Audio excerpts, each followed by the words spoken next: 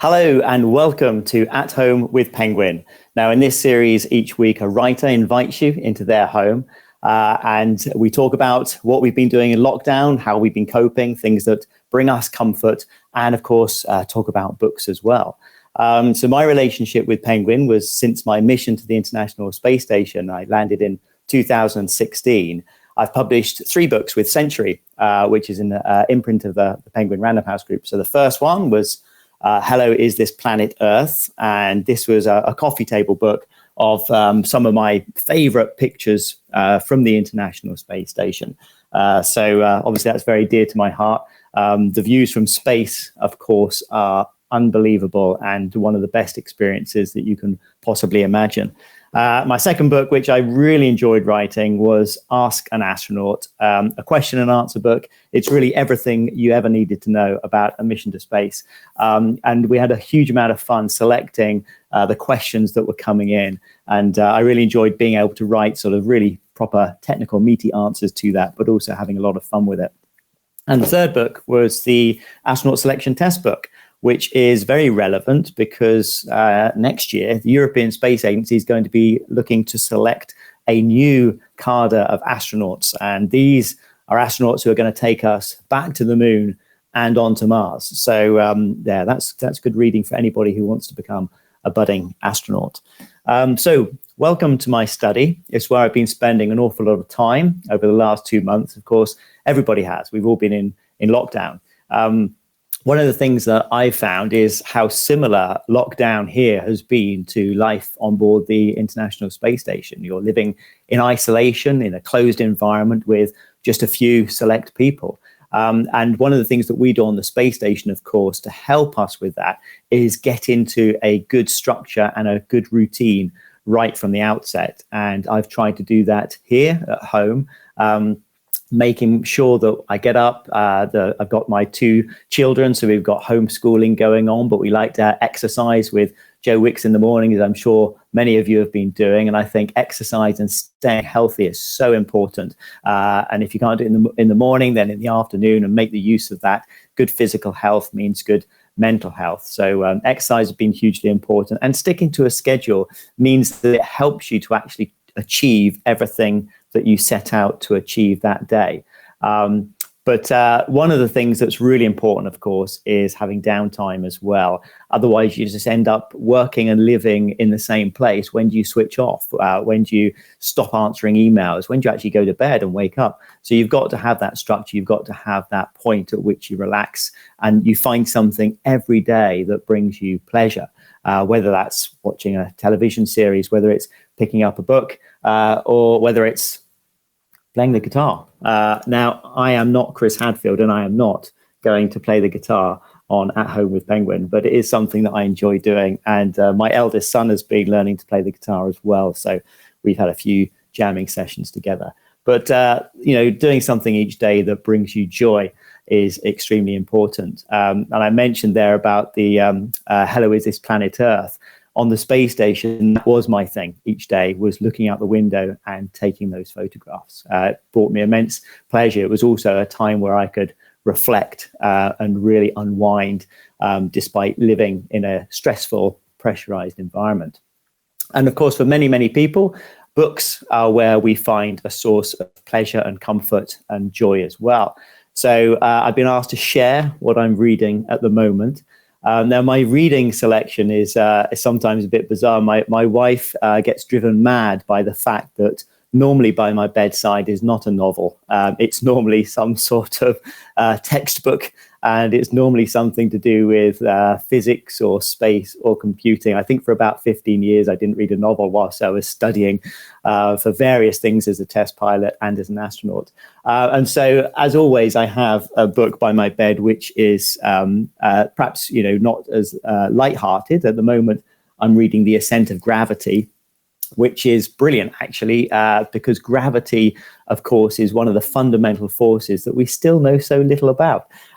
We've gone from Sir Isaac Newton and his model of gravity to Albert Einstein bringing in space-time and special relativity and general relativity. And now we're looking at how we rectify quantum mechanics with gravity and the search for that unifying theory of everything. So there's some light-hearted reading at night to send you to sleep. But my guilty secret really is Bernard Cornwell. And I love these novels. It's where I can just enjoy, relax, and switch off. Historical faction, I think it's called. It's fiction, but it's based on a really decent dollop of fact there as well.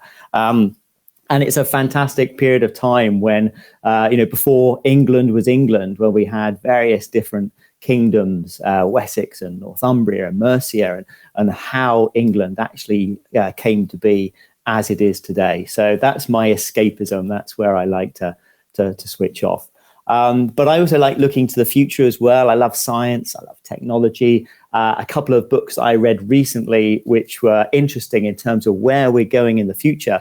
Things like Artificial Intelligence, Life 3.0 by Max Tegmark. That was a good book there on artificial intelligence.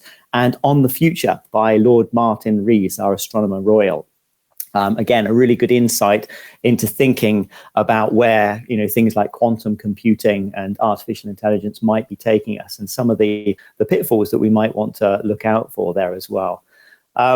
Now, as a test pilot, I love flying. I love anything to do with flying. It's been my passion since I was a young boy. And two of the books that really give me joy, two of the best books I've read about flying, were about the Spitfire. This one is Geoffrey Quill's Spitfire, a test pilot story. And actually a really good complement to that is Alex Henshaw's Cypher and Merlin. Both of these books tell the incredible story of the Supermarine Spitfire and the people that flew them and the people that tested them throughout the war and developed all of those various different marks of Spitfire, and including then, jumping into the Battle of Britain in the middle of it before going back into the testing environment. Wonderful, wonderful stories there. So any pilots, then you will absolutely love those. But I've been asked to talk about one book in particular, which brings me comfort and joy, and certainly has in isolation. And it's certainly a book that I turn to often. And this is Shadows on the Koyukuk by Sydney Huntington. It's a lovely, warm book, and it's actually a book about hardship, but also about nature and about connecting back to the things that are really important to us. Now, Sydney Huntington, his father, James, traveled from Europe in the Klondike Gold Rush to Alaska and settled in the Yukon area, and ended up marrying a Koyukuk Athapascan, Anna, and they raised 3 children. Now, tragically, Anna died very soon in Sydney's life. He was only 5 years old. And when she died, Sydney, with his 3-year-old brother and 1.5-year-old sister, were alone for 2 weeks. Their father was off up in the woods trapping. And they literally had to survive, a 5-year-old, a 3-year-old, and a 1.5-year-old for 2 weeks. An amazing period there, amazing story. But then, of course, it goes on to talk about Sydney's long life living in Alaska.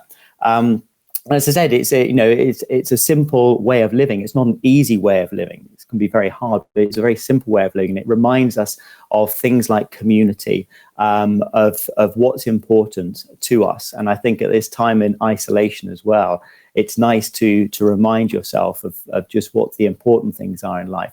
That connection to nature as well is so important for me. I actually spent 3 months in Alaska when I was 18 years old on an expedition. So that's why this book is particularly close to my heart.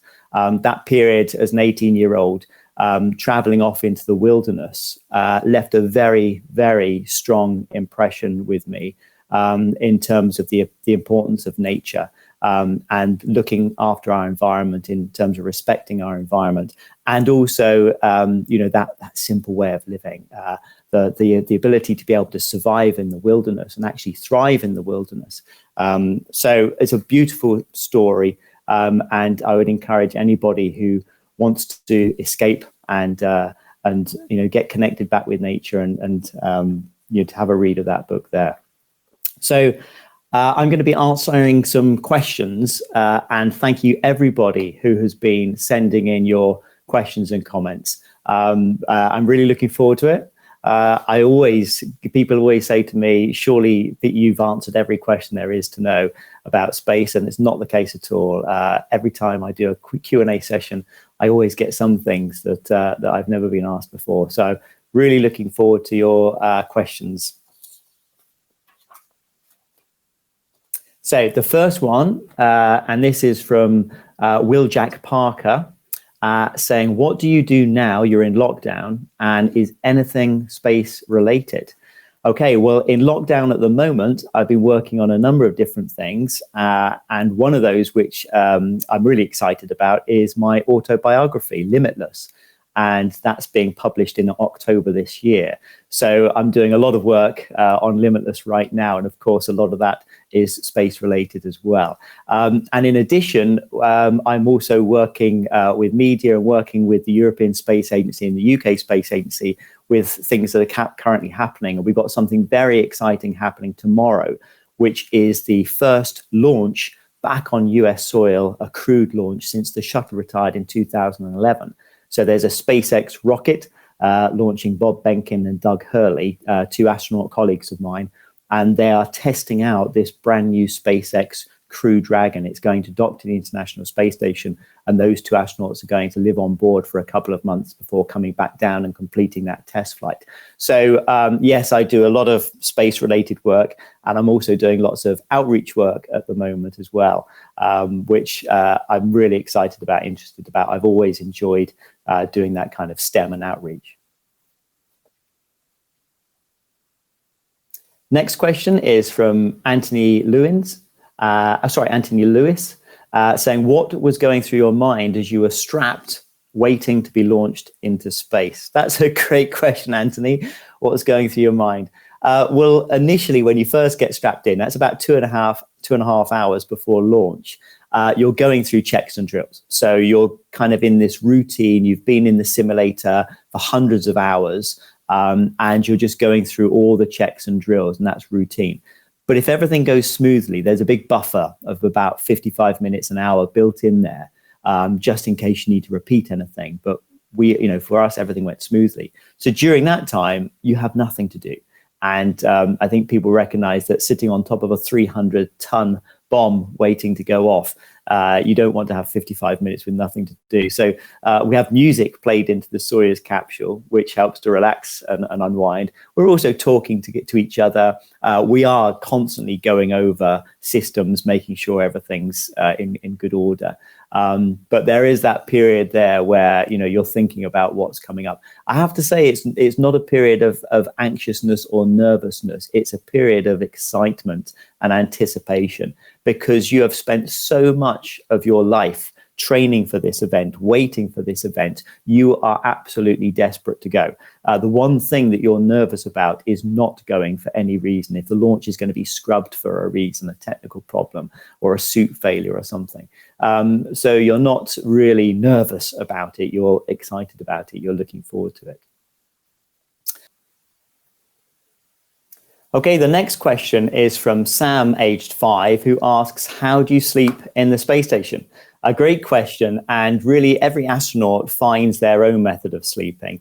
Of course, it doesn't matter where you sleep because you're just floating. My crew berth, was in the floor, and there's one in each wall and there's one in the overhead. So there's 4 astronauts sleeping in a kind of a circle area, and then 2 other astronauts sleeping down in the Russian segment. So despite being in the deck area, of course, once I'm in my crew quarter, I feel like I'm the right way up.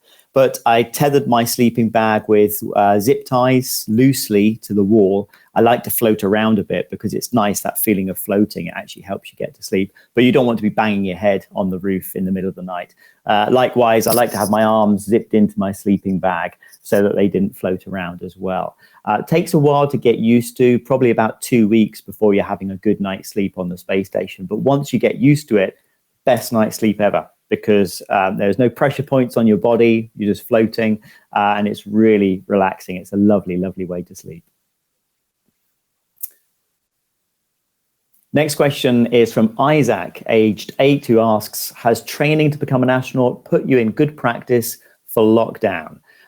Yes, without a doubt. Some of the training that we do is all about isolation. It's all about how do you live in a confined space with people? How do you get on with people? Everybody can be annoying.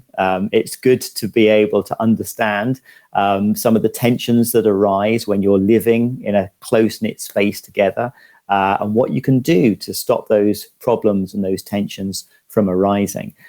So we live in caves for 7 days as part of our astronaut training, and actually underwater. In fact, behind me, you can see there, that's me underwater for 12 days. We were living in an underwater habitat, practicing a mission to an asteroid, actually. But of course, these are skills that help you to live in isolation and help you to understand how to live and work together with people. As I mentioned there, really, sticking to routine and structure and schedule, and having that communication when you can with friends and family. That's really important as well.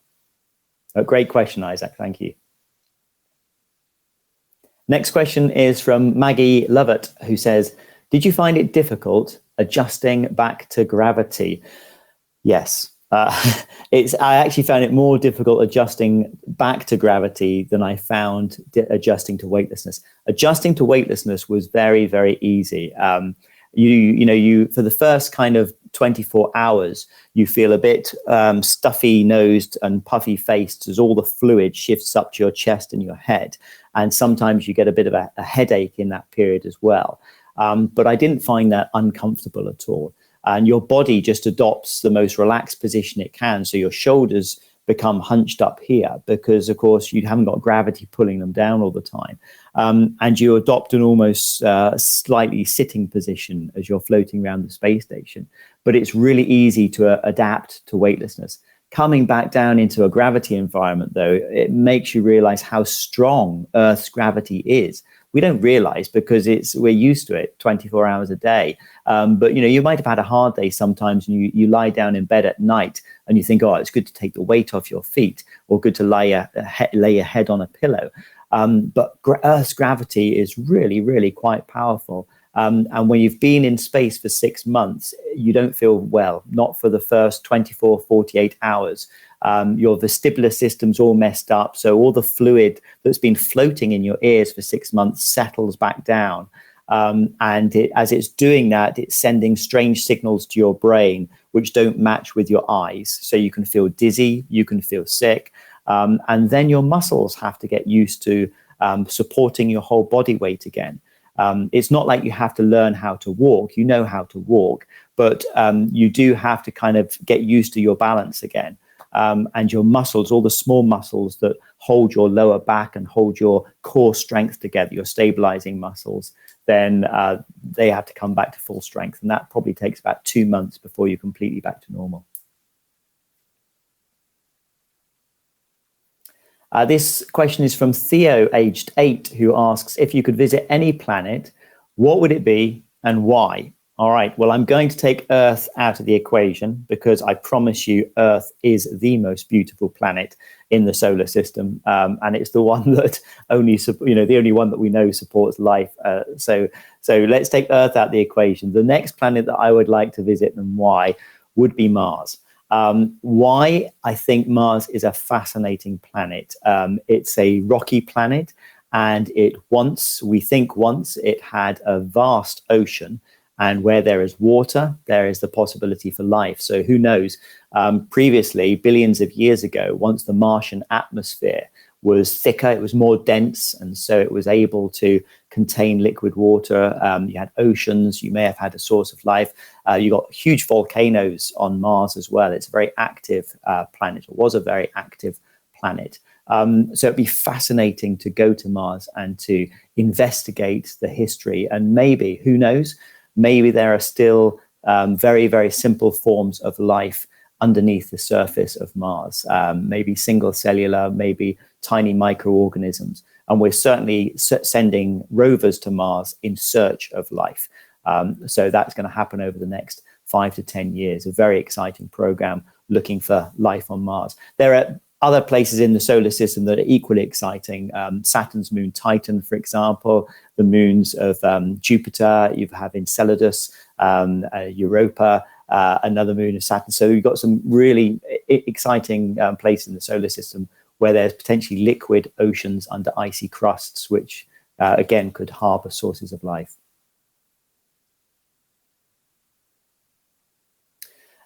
This question is from Anita Hodgkinson, and she asks, if the ISS had an onboard suggestion box, what would you suggest?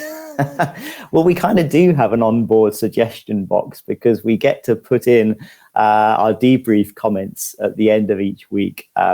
And often the suggestions would be about the working week, small minor tweaks.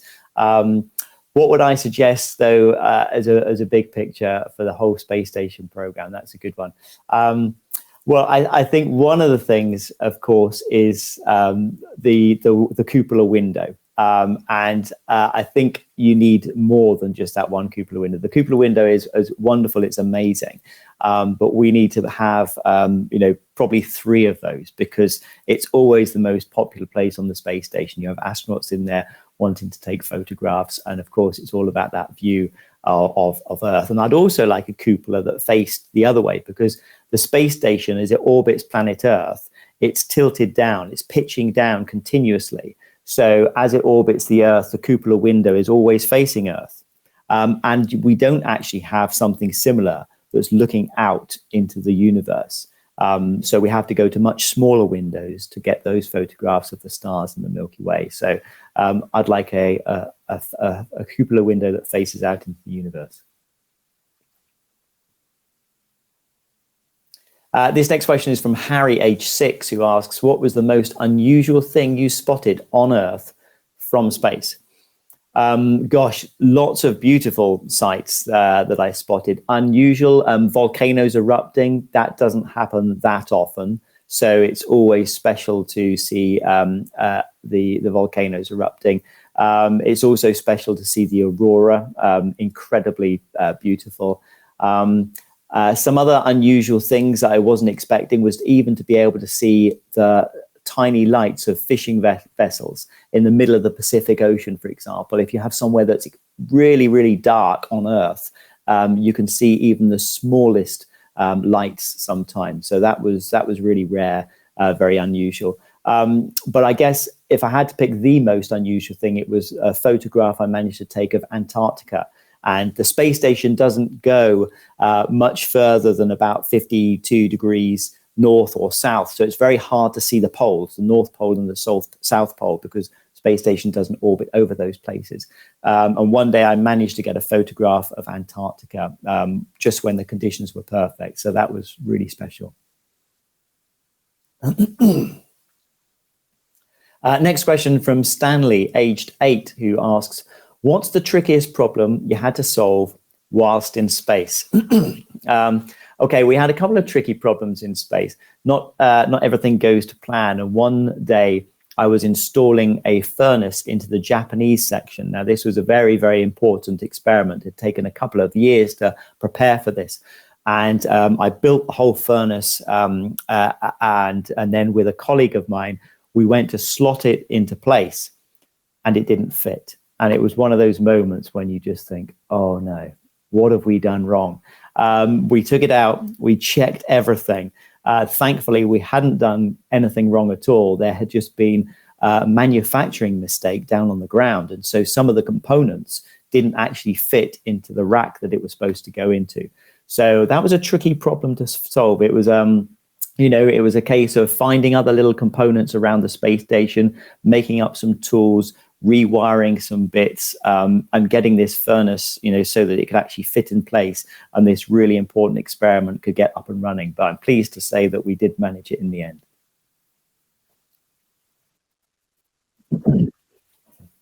Next question from Jill Robson asks, what did you miss most apart from family whilst on the ISS? Yes, apart from family, the thing I miss the most is fresh air and the outdoors. It's amazing. You're looking down on this beautiful planet Earth the entire time, seeing the seasons change, seeing the weather change, but you're not experiencing anything like that. On the space station, it's constant light, constant temperature, constant pressure and humidity. There's nothing changes, and there's nothing green, nothing natural. It's a very sterile atmosphere. It's a laboratory.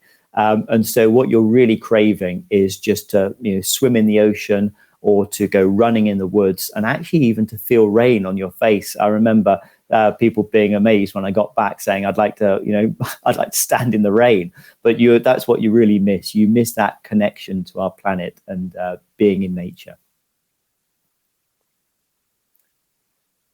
Okay, and the last question we have today is from David Bickley, who asks, what music do you enjoy playing on the guitar?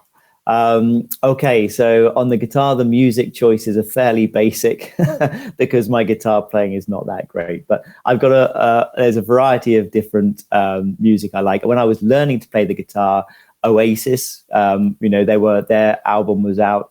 It was huge, and so I was playing lots of Oasis, Pink Floyd, Queen as well. So all of these kind of tracks I love playing, but like I said, I'm not very good at it. I'm not going to set the world on fire with my guitar playing. So thank you very much, everybody, for those questions, and thank you for sending them all in. Really enjoyed answering them. And I hope that everybody is doing okay in lockdown. I hope we're nearing the end of this phase so that we can start soon to be reunited safely with friends and family and get back to a new normal. I just want to remind you again, if you're looking for a lovely book to read, a brilliant book to read, very inspiring, Shadows of the Koyukuk is my chosen novel for lockdown. A great book there.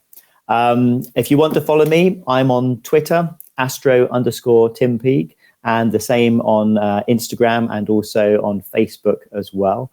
And I'm doing outreach programs every Monday called Tim Talk Space with the UK Space Agency as well.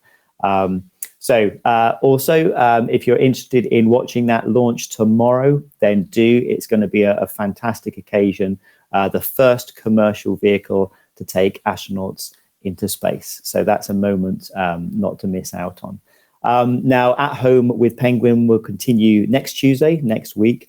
And that will be with Bernadine Evaristo. So do tune in and watch Bernadine, and you have a chance to ask her questions as well next week. So until then, I'm going to head off for the night and settle down with my book. So thank you very much for listening, everybody, and good luck.